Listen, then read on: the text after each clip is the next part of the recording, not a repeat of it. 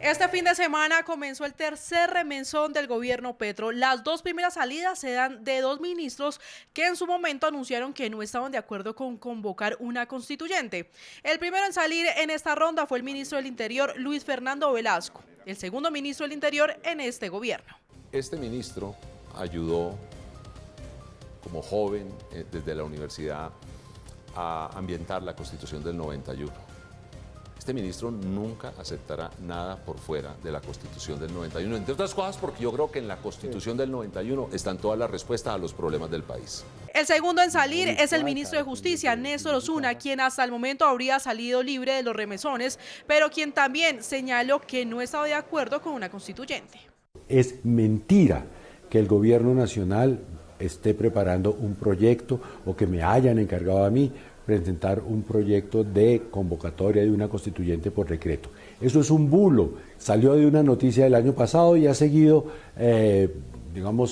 engañando a algunos ingenuos, pero quiero ofrecerles la tranquilidad, eso no es cierto. En su reemplazo llega Ángela María Buitrago, abogada del externado, especialista en Derecho Penal y Ciencias Criminológicas. En 2008 fue nombrada fiscal delegada ante la Corte Suprema por el entonces fiscal Mario Iguarán. Y hay que recordar que también fue una de las ternadas por el presidente Gustavo Petro para fiscal general. El tercer cambio en este gobierno se da en el Ministerio de Agricultura. El segundo en esta cartera, pues recordemos que la primera en salir fue Cecilia López y ahora lo hace Jennifer Mojica.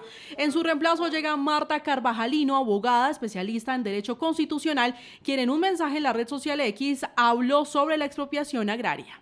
La expropiación agraria está consagrada. Quizá antes, en la Ley 74 de 1926, se ha hecho de la ley un fantasma. Hasta el momento son 3 remesones que ha tenido el gobierno de Gustavo Petro, donde han salido 17 ministros. Los demás cambios han sido de Interior, Agricultura y Deporte. Los ministros que hasta el momento se han mantenido desde el inicio del gobierno han sido Catalina Velasco, ministra de Vivienda, también Gloria Inés Ramírez, ministra de Trabajo, Susana Mohamed, ministra de Ambiente, y el ministro de Defensa, Iván Velázquez.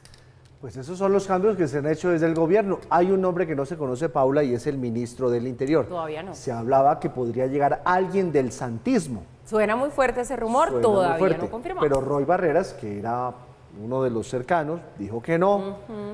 Prada, pues ya estuvo. Ya estuvo, tampoco sí. sería. Sí. ¿Quién sería?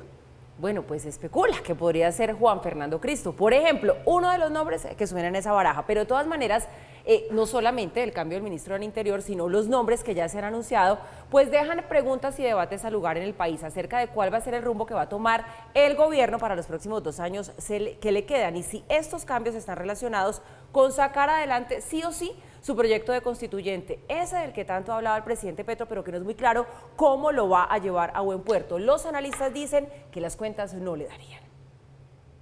Los relevos en los ministerios del Interior y de Justicia reviven el fantasma de convocar a una constituyente. Incluso el presidente Gustavo Petro lo mencionó al despedir a Luis Fernando Velasco. Hacen encuestas mentirosas para detener el poder constituyente.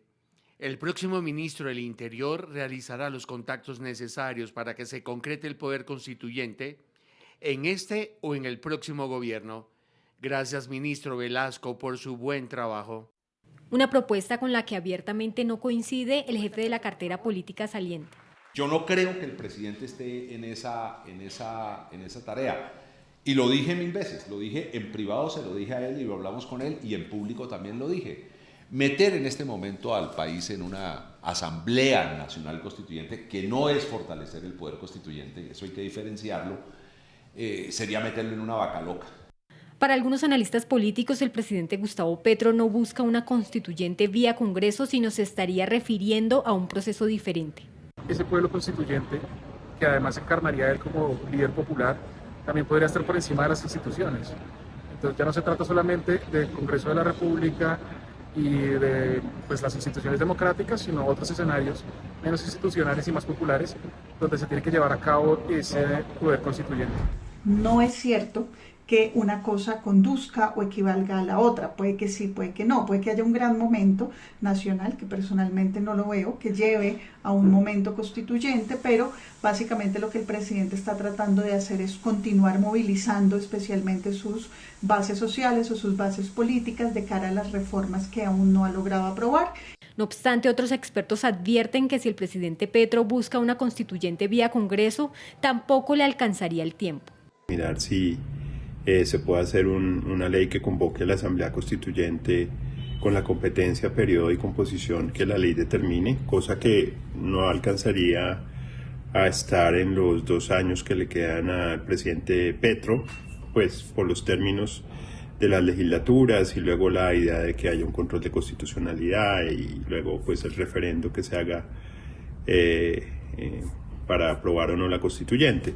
Con la silla vacía en el Ministerio del Interior empiezan a barajarse los posibles candidatos a ocupar ese cargo. Suenan 2 exministros de Juan Manuel Santos, Juan Fernando Cristo y Guillermo Rivera, y 2 alfiles del petrismo, Eduardo Noriega, vocero de la Colombia Humana, y Jaime Duzán, actual presidente de Colpensiones, quien también podría irse a liderar el partido del Pacto Histórico.